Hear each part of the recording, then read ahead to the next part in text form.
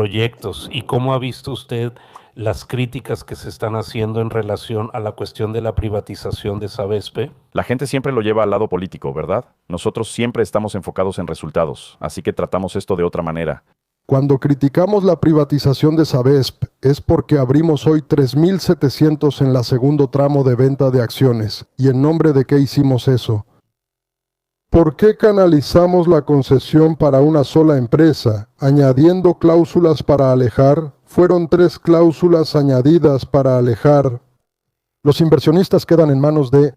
Y, para empeorar, después de vender solo a 2 interesados, que obviamente ofrecieron el precio que les convenía porque no tenían competencia, todavía vendió al precio de la primera tanda. Para amigos, para personas elegidas en una mesa, con criterios absolutamente opacos, sin transparencia. Ahí dice, estamos entregando el metro, la línea 6. ¿Por qué pagamos 3.700 millones más de lo que se había previsto? El contrato para anticipar la entrega de una obra que fue contratada hace tiempo por los tucanos, antes de las elecciones, para mostrar que pusieron algo en marcha. Y entonces dices, déjame ver el contrato, la adenda de 3.700 no puede estar bajo secreto por 100 años. ¿Qué nos está pasando? ¿Eso es ideología? ¿O es aritmética? Es decir, ¿estoy diciendo algo en contra del interés público o a favor del interés público? Entonces tenemos que tener un poco de cuidado con lo que se dice del gobierno, tenemos que ir a los hechos, ¿entiendes? Enfrentar los hechos y no tener miedo de desagradar. Si una persona tiene más simpatía por A que por B, yo lidio con el hecho, no lidio con otra cosa. Yo lidio con lo que estoy viendo y lo que está mal lo señalo y digo, esto está mal, no lo voy a hacer. Quien no deje su like y no se suscriba es de los que toman detergente. Quien tiene memoria va a recordar que 2022 fue un año muy difícil para las finanzas públicas, porque el gobierno de ese entonces, el gobierno de Bolsonaro, ante la inminencia de una derrota, tomó una serie de medidas que terminaron desequilibrando las cuentas públicas. El ministro Guedes estaba haciendo un trabajo de ajuste en las cuentas públicas de la manera tradicional, ¿no? En general, recortando derechos sociales. Congeló el salario mínimo, congeló el salario de los empleados públicos, dejó de pagar los precatorios. Y en 2022, ante la inminencia de la derrota, fue un derroche desenfrenado de dinero para intentar revertir la situación electoral. En el año 2023, el presupuesto que heredamos tenía un déficit explícito de 60.000 millones de reales explícito. El propio gobierno anunció que el déficit sería de 60.000 millones. Solo que el presupuesto no contaba con el reajuste de la Bolsa Familia, dado en agosto de ese año, que es algo completamente irregular. Fueron 50.000 millones de reajustes de la Bolsa Familia, el impacto para el año siguiente. No contaba con el impago de los precatorios, que luego fue considerado inconstitucional por la Suprema Corte. Y no contaba con el reajuste. Estoy aquí en presencia del gobernador Cayado, quien estuvo en mi oficina reclamando 45.000 millones de impago en el ICMS combustible. El gobierno de Bolsonaro, para reducir la inflación artificialmente, tuvo que bajar el precio de la gasolina, tomando el dinero de los gobernadores. Hice un acuerdo en marzo de 2023 para pagar íntegramente el impago dejado por el gobierno anterior. Sumando todo, estamos hablando de un déficit para 2023 heredado de 200.000 millones de reales. Bueno, ¿qué hicimos nosotros? Tuvimos que hacer una PEC de transición para poder pagar todo eso, ¿verdad? No había manera de pagar todo eso sin revisar el presupuesto. Y empecé a cumplir una determinación constitucional de recorte de gasto tributario. La gente confunde eso con aumento de impuestos, pero es un principio constitucional hacer la revisión de los beneficios fiscales otorgados en un determinado momento y que jamás fueron revisados. Entonces empezamos a hacer una revisión del gasto tributario, conteniendo el gasto por un lado con una regla de gasto racional.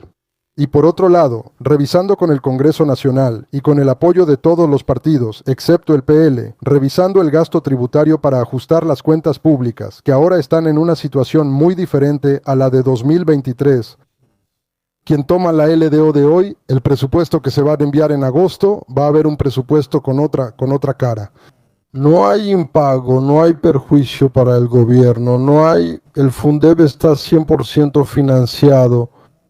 Entonces fue un trabajo duro, pero creo que valió la pena, porque como escuché a algunos banqueros decir en un evento reciente, el próximo gobierno no va a heredar la tierra arrasada que heredó el presidente Lula. Eso viniendo de banqueros es algo importante, porque esos tipos están metidos en el asunto todo el tiempo, ¿verdad? Y alguien dijo aquí que no es bueno confundir ideología con aritmética, ¿verdad? Yo pienso lo mismo. La aritmética es buena porque en esos momentos haces las cuentas por escrito y ahí queda claro para todos lo que recibimos en 2023 y lo que el próximo gobierno va a recibir en 2027.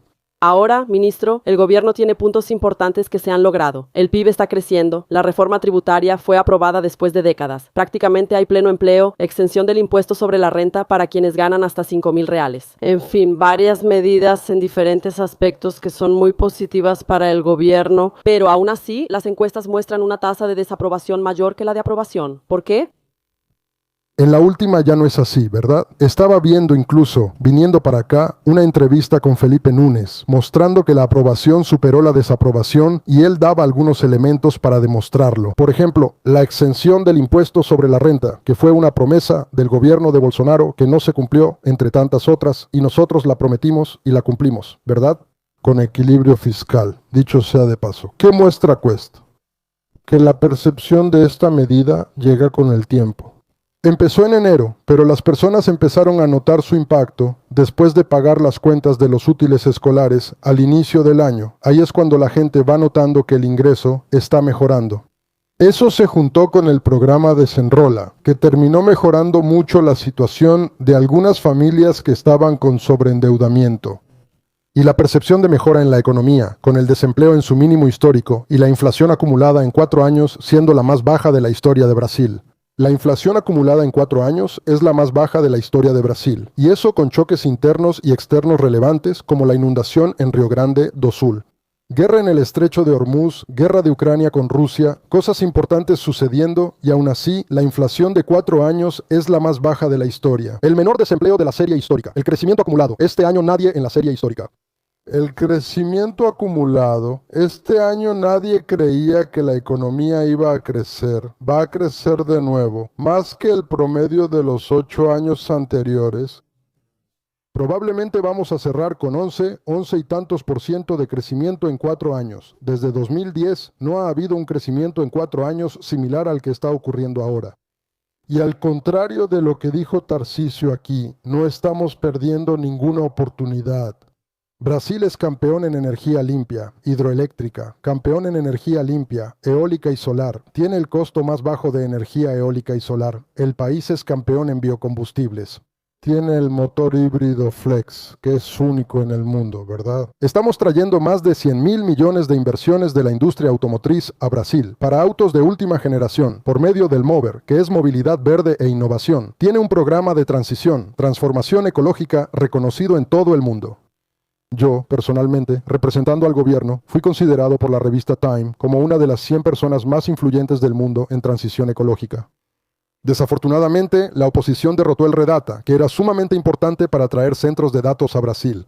Tenemos un proyecto de supercomputadora con Francia, estamos atrayendo inversión en alta tecnología para Brasil. Recuperamos el FNST, que estaba deteriorado, y le pusimos más de 10,000 millones. Una parte de esos recursos fue para la inteligencia artificial. Brasil no prestaba atención a la inteligencia artificial, no tenía noción de lo que era la inteligencia artificial hasta que nosotros asumimos. En fin, estamos buscando todas las oportunidades que existen. Tierras raras, que hay gente que piensa que es importante entregárselas a Trump para hacer las paces con él, para nosotros es un eje de desarrollo, de procesar material, minerales críticos y tierras raras en Brasil. Tenemos una asociación con WEG para producir baterías, para almacenar energía limpia. La eólica y la solar tienen el problema de la intermitencia, entonces necesitamos tecnología en la producción de baterías, de grandes baterías, de almacenamiento. En fin, no estamos perdiendo ninguna oportunidad. Por eso Brasil está creciendo el doble de lo que crecía, con sostenibilidad fiscal y social. Porque no estamos penalizando a base de la pirámide para hacer que Brasil crezca. Al contrario, la base de la pirámide es una aliada del crecimiento. Ahora, ministro, usted enfrentó dificultades dentro del propio gobierno para lograr adoptar una política fiscal más equilibrada, ¿verdad? Creo que tal vez el punto de inflexión fue cuando Hacienda decidió aumentar las tasas del IOF. Hubo esa batalla con el Congreso e incluso se llevó a los tribunales. Y entonces ustedes tuvieron la idea de hacer ese discurso de nosotros contra ellos. Lo que fue visto por la opinión pública internacional. Pero por otro lado, si tomas el gasto público como proporción del PIB, que es lo que importa, el gasto público tienes que verlo como proporción del PIB. Toma este gobierno y compáralo con el gobierno anterior, con los dos gobiernos anteriores. El gasto público como proporción del PIB hoy es menor que el que se heredó del gobierno anterior. Ahora, nosotros tomamos decisiones. No quisimos perjudicar a la base de la pirámide. Y parece que en Brasil existe una parte pequeña de la sociedad que, lamentablemente, es muy vocal, que asocia el recorte de gastos con perjudicar a los más pobres. Se necesita perjudicar a los más pobres para recortar gastos. Al contrario, si haces eso, vas a perjudicar la economía, vas a deprimir el consumo. La economía no va a crecer.